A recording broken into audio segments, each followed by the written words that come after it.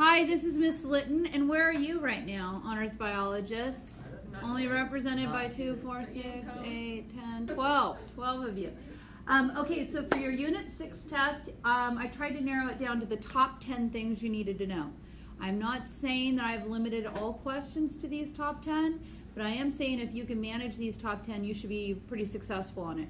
Remember, you have 2 parts to it. You have your group part, and you have your written part, your group part. Is still the same, and then your multiple choice part that you get to take with your partner. I want to go through these 10 and see which ones. I don't have time to reteach all 10 of this 4 chapters worth of material, right? But I want to hit those ones that are important to you, that are here, that are reviewing with me right now. And so take a minute and talk about with the people next to you that you're with right now, what are the ones that you're most concerned about that you would really like me to review today? And we'll just take a vote on that, and we'll hit all the ones that are important to you. Okay, and I'm going to pause this just for a moment. Okay, welcome back from the people that are here today. The ones I think we can agree that are the most concerned are all things, oh, I don't like these, are all things immunity. Yeah? 3, 4, 5, 6, 9. Would you agree with that? Yeah. Those are the ones you want me to go over? Okay, so let's start with the first one. On non-specific defenses, think about yourself like a castle, okay? What are some ways to keep things out of your body entirely? Yes? You have the acidic stomach, like stomach acid. Okay, perfect. Let me make a new page here. So, what number was that? Do you guys remember? 1, 2, 3. So, non-specific defenses. Okay. So you said stomach with the low pH. What else do we have? The skin. Skin. Good. What else? What else keep things out of our bodies? Bacteria in the body, like. Oh, bacteria that takes up space, like in the vagina. I like how you say it. What? No, wait. That's how you say it. Vagina. Just stop. It's okay. Okay. And then back I'm recording. over and Okay. forward again. I'm recording. Okay. Stomach, low pH, skin, bacteria, Oh, hairs. Good. Good. Okay, those are all external things. Now, good. Now let's say it gets across any of those barriers and it's in our internal body fluids. What are some things in there? Yeah. Mucus. Okay, mucus is still external. I'll add it up here. Okay, so get interior, into your body fluids. What are some things that are non-specific? Yes? Mast cells? Mast cells, good. What do mast cells do? Secrete histamine. Yep, they secrete histamine. What does histamine do? It makes the cells swell. Not the cells swell, but vessels the are. blood vessels. Specifically, it makes the caps leaky, right? The capillaries leak, and that makes it easier for other cells to gain access to that infection site. Good job, mast cells. Good. What else? What's another one? Neutrophils. Nice. Neutrophils neutralize. What do? They eat. Okay. They'll eat up, and they're the most numerous. Okay, give me another one. Macrophages, good. What do macrophages do? They eat. Set off alarm. Set off alarms, good. They're usually larger and they last longer. What else? Dendritic cells, good.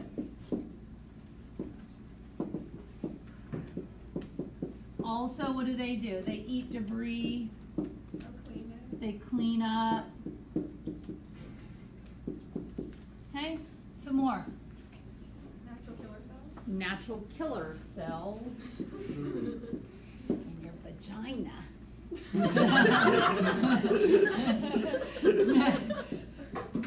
Yeah, this is getting recorded. You just have to understand our class if you're from somewhere else.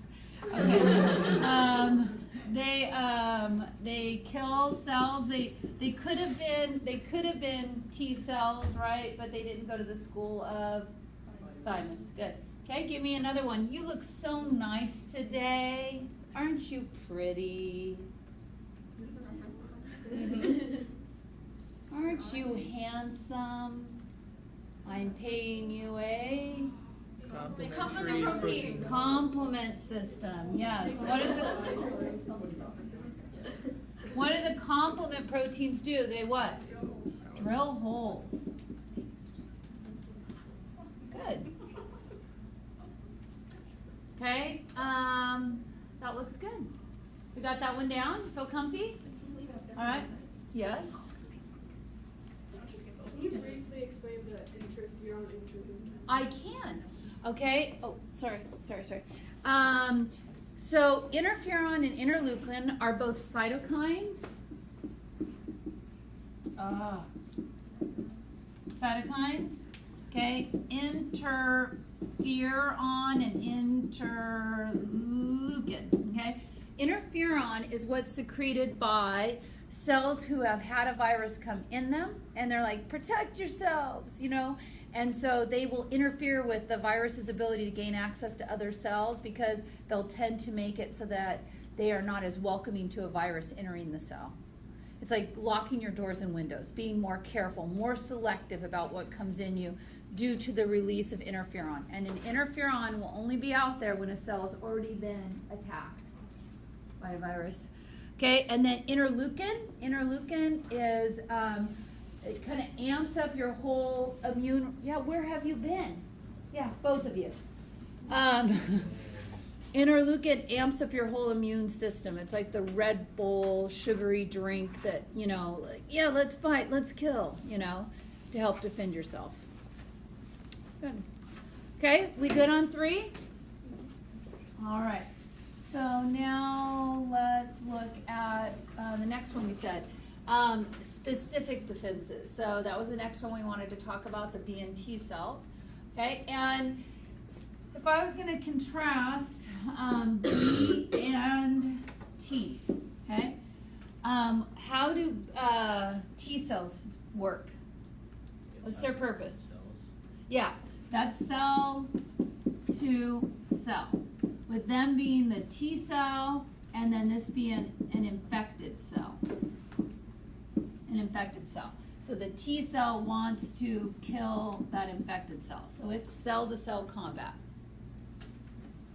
Okay? How would we describe the B cell? What does it do? Yeah. Cell to antigen? Yeah, I would say cell to antigen. That's a good way of doing it.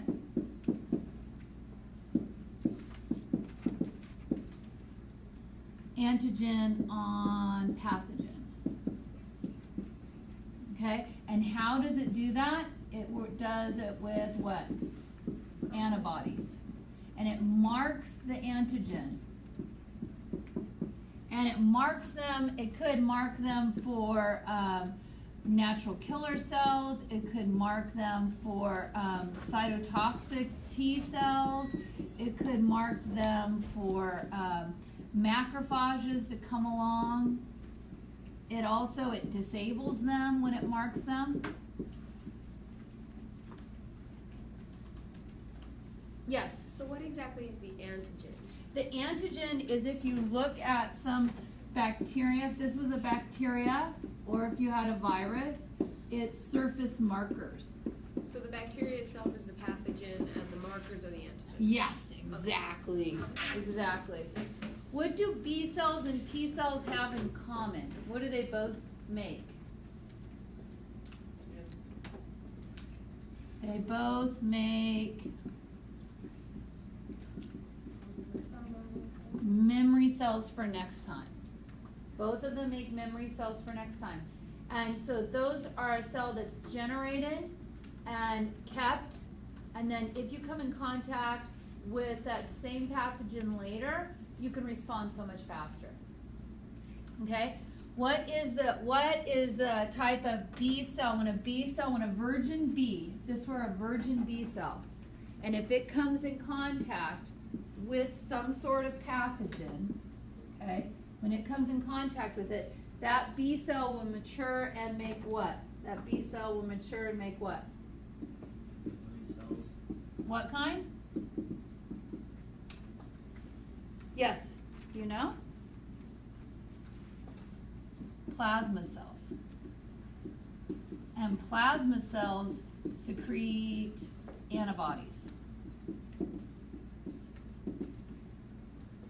Okay, so if you remember the virgin B cells will, if stimulated, will mature and form memory cells for next time and plasma cells that make antibodies. And the antibodies get released. They're like, remember, they don't have to actually be in the battle. They just have to release those antibodies, which then mark that foreign pathogen for destruction. And also keep in mind, if it this B cell is specific to this antigen. It would be a different B cell if we had a different antigen. So every single pathogen you have triggers a different virgin, which will make different plasma cells, which will make different antibodies. They're unique to every pathogen. Yes, sir. On the list of natural killer cells and the cyto T cells, what's that list talking about? Oh, this is how the antibodies marks the antigen / pathogen for any of these things. Oh, okay. That's how they disable them. Antibodies don't kill anything. Okay? Antibodies don't kill anything. But what an antibody, think of it like, if you had laser guns and I could go around and put targets. The target itself isn't going to kill you, but it's going to help the things that do kill you, find it better, marking it. Yes? Wait, can we go over like the order of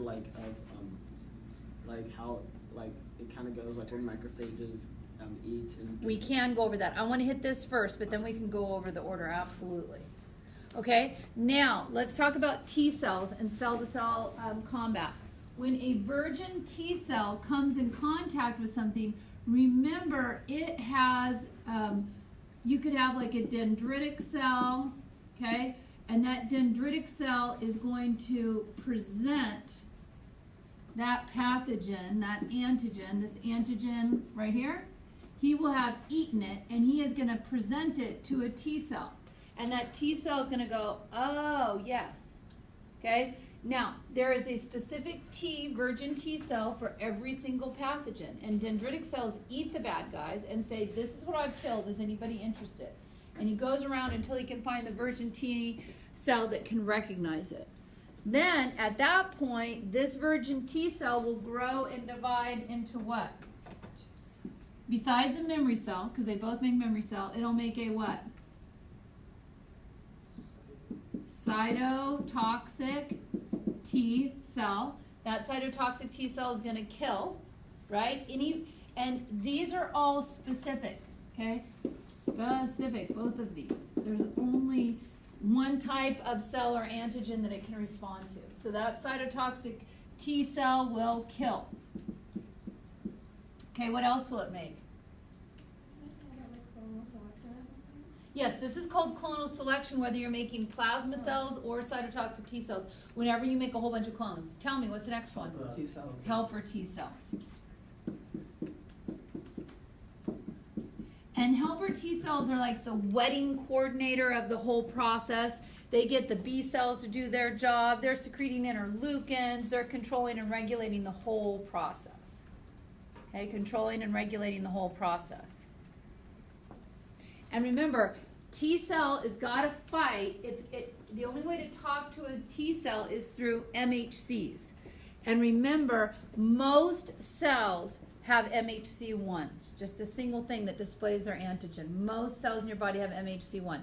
If you display on an MHC1, you're done. If you display on an MHC2, I will help you. Okay, so now let's go back to what you were talking about. You're talking about sequencing. So sequencing, first, okay, you would have your barriers, like your skin, right, and all of those types of things. That's going to happen first. Second, if it does cross the skin, you have your non-specific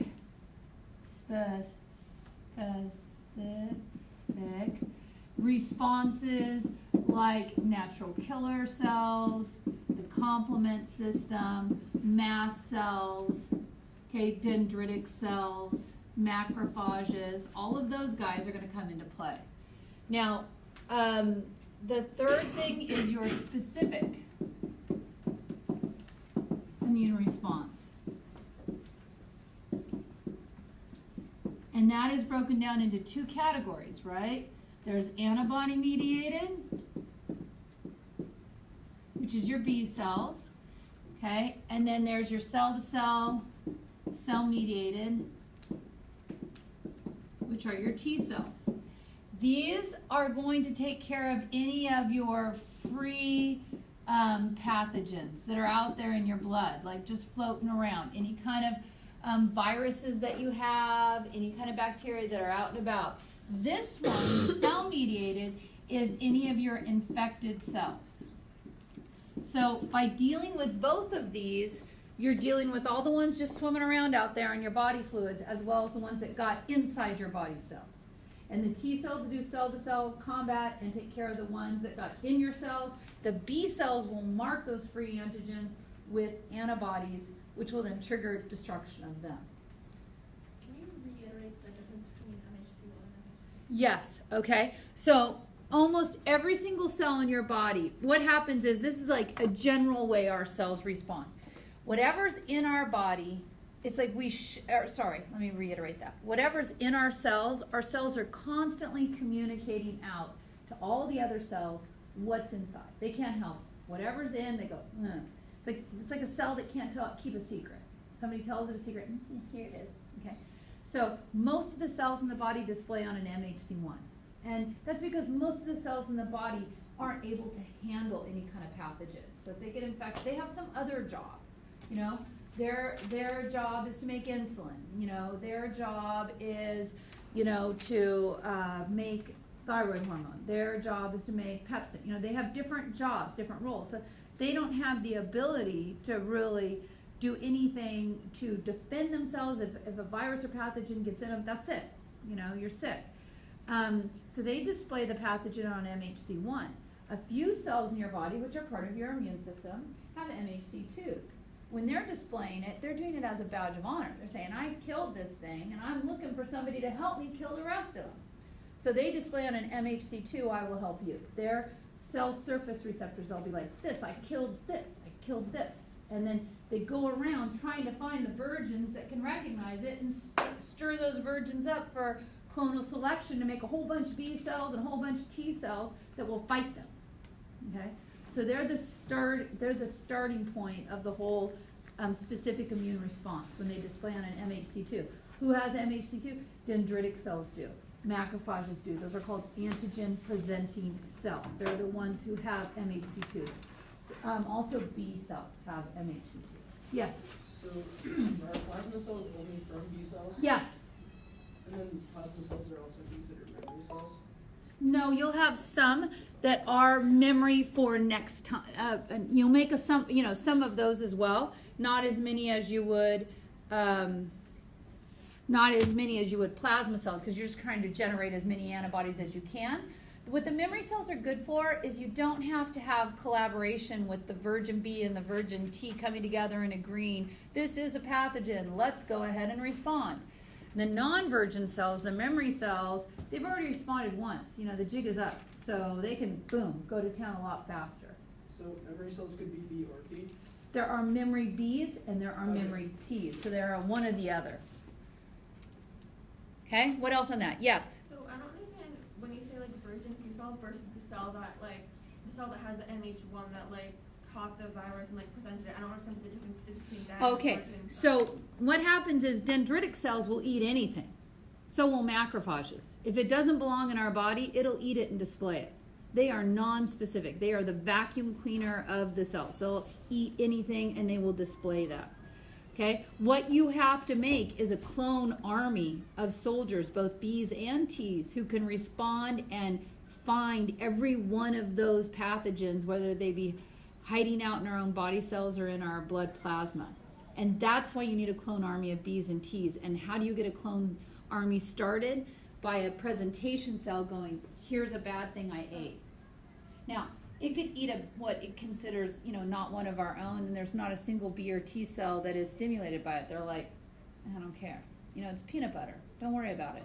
But somebody else will go, it's peanut butter, and they'll try to respond right away to it and have an allergic reaction. Okay, more on that. Okay, so let's go back to our list again.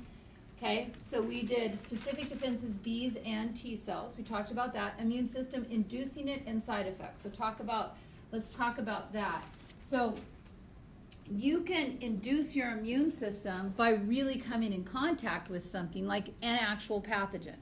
So I would say I met the flu virus, this winter. Maybe only a little bit of it, maybe not all of it, because I wasn't as bad as some of you out there.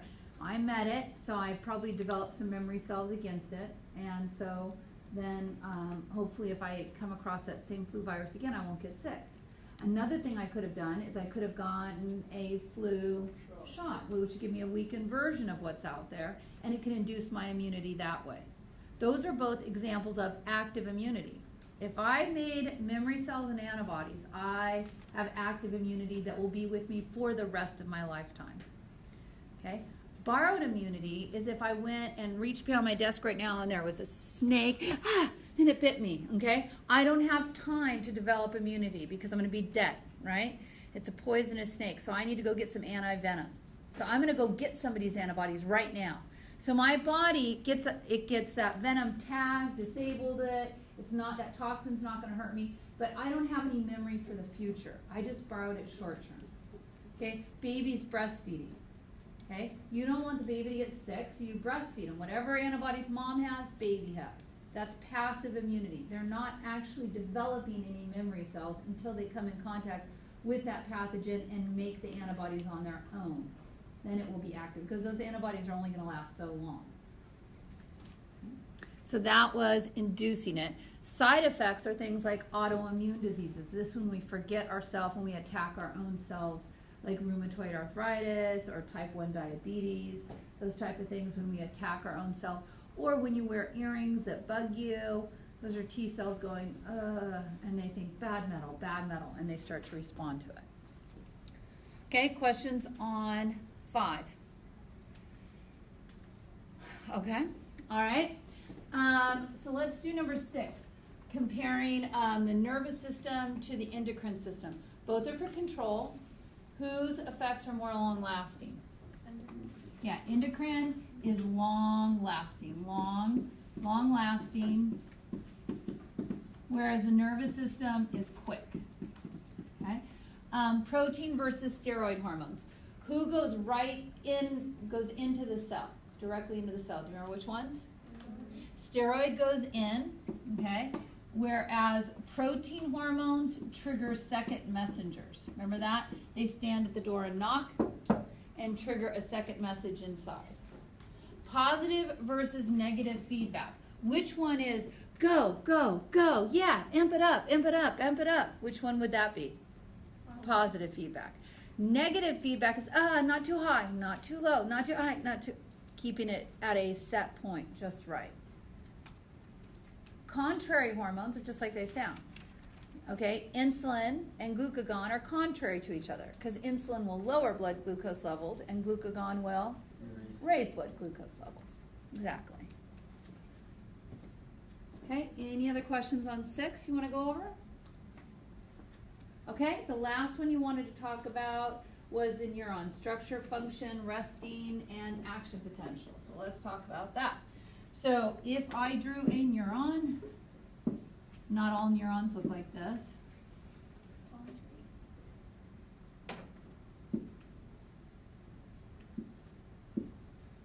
Okay. What is this part right here? Yes. Oh, yes. These are the dendrites, and what do the dendrites do? Receive. Yeah. They receive the message. What is this right here? Cell body with the nucleus. Good. Okay, what's this long thing right here? Axon. And axon takes a message what? Away. And it could be, what would this be on here? Myelin sheath, which makes it what? Faster. Here at the end, this part right here would be called a what? Synapse. Okay, and the synapse, what kind of message crosses the synapse? Chemical. It's a chemical message. This would be the presynaptic neuron. This would be the postsynaptic neuron. Is this sounding familiar? Yeah. Okay, and a chemical message here, whereas along the length of this would all be what? Yeah, electrical. Right? And if I took this neuron right here, and I talked about the resting potential, what's the charge inside? 2. What? Oh, What's the yeah. charge inside the neuron? Negative. Okay. I meant that. So it's negative on the inside, and what's the charge outside? Positive. Okay, good. Now, we said this resting potential is due to 3 things. The what? Sodium, potassium pump. Who pumps 3 sodiums out, right? For every 2 potassiums in. So there's just more sodium outside than inside. More positive charges outside than inside. Also, what's another thing that causes the resting potential? Negatively charged proteins, negatively charged ions inside. And what's the third one? Potassium going back in. Yep, leaky gates. Potassium tends to leak back out there. That is the resting potential. So it's got a little buzz on it. Inside is negative, outside is positive. It's ready to work. How do we get, remember, your goal is to get from point A, a message from point A to point B. That's what you're trying to do. You're using the neuron to communicate from your brain, right, out to a muscle or gland, or from some sort of sensory receptor like your eye or your skin. You're trying to get information to your brain. So it's a form of communication. It's electrical along the length, chemical between the 2 neurons. So how do we get from point A to point B? Okay, some sort of chemical can land on the dendrite, okay, and make the dendrite open what doors? What kind of gates open? No. Sodium. That's what I said, man. Okay, so sodium will come in, and sodium will go in along the length of the neuron, and that is the action potential, sodium coming in. Okay, now that's great. We got from point A to point B using sodium going in. How can we quickly restore the resting potential? Yes? There's either a short-term or long-term. The short-term way is by bringing back taking potassium out. Yeah, potassium will go out, which will then, it switched places with sodium, right? Sodium came in, the quick fix, potassium goes out. And the long way is when they just put all the sodium outside and the potassium. I mean, that was just potassium outside and sodium inside. Will come out just like vice The sodium potassium pump is the long-term fix. Long-term fix is 3 sodiums out and 2 potassiums back in. Yes? So when the potassiums go out for short term, that's called repolarization, right? Yes, repolarization is when the potassiums go out. And if you remember, we looked at a graph like this. And here was 0, okay? And we said a neuron, it's here at this negative, okay, negative resting potential. Then it goes up, okay, and then it'll come back down. And we talked about there being a threshold. Remember that? Okay? And so what do we set at? What's our resting potential at? At about minus what? 70 or 65 millivolts. What's happening that makes it go up like this, becoming more positive, first reaching the threshold and then becoming positive? Sodium coming in. Good. So sodium comes in. What makes it go back down? Potassium going out. Good. Perfect. Then this leads us, so we had a resting potential established. We had a action potential. We had it fixed with potassium going back out, fixed it immediately, and then sodium potassium pump fixed it long term. Let's talk about what happens here at the synapse where two neurons meet. So we have this axonal bulb right here, and then we have some dendrites of another neuron. This one is post, this one is what? Pre. And initially, sodium was going in, right? Sodium's going in, sodium's going in, sodium's going in, and potassium's going out right behind it, right? But what happens here? Something different. What happens? Calcium comes in. And when calcium comes in, it causes these synaptic vesicles to come over here and merge with the presynaptic membrane, releasing the what? Neurotransmitter, which then binds to receptors on the postsynaptic. And if it reaches the threshold, it'll trigger another action potential. How? Because it will trigger sodium going into this neuron. Now, it could also stop it. This neurotransmitter could be an inhibitory neurotransmitter, which doesn't allow sodium in, so the next neuron won't fire. So it could be excitatory or inhibitory. And chances are these dendrites have all kinds of synaptic knobs all over it. So he has to add up all of these positive and negative signals. Do you remember what that word is called? Yes, integration. Postsynaptic integration, where he has to add everything up and go, oh, okay, I'm going to move forward or I'm not going to. Okay, let's go back to our list. Did we talk about neuron structure and function? Resting and action potential and resetting? Okay. Good job. I think the bell's going to ring in a minute. Is there anything else you want me to go over? Can I just take a photo of the slide? Absolutely. I can print the slides too, if you want them. I can put them online. Okay. But feel free to take pictures of any of them if you want to do that right now. Yeah, I got that one. Okay, because it's hideous. Got that one? Got it? Do you have this one? Okay, those are so hideous. I'm embarrassed that you're taking pictures. And did you get this one? Yes, sir. Can you just run through the heart real quick? I just want to Yeah, the heart, sure. video quick. Okay, tell me chambers. Okay, it's right atrium. Right atrium, what's the valve? Tricuspid. Right ventricle. Left atrium. Bicuspid. Good. All right. When this blood comes in, to the right atrium, is it oxy or deoxy? Deoxy through the tricuspid valve, up and out. Where? Left and right pulmonary arteries, arterioles, capillaries in the middle. Get some oxygen. Come on back and be in, veins.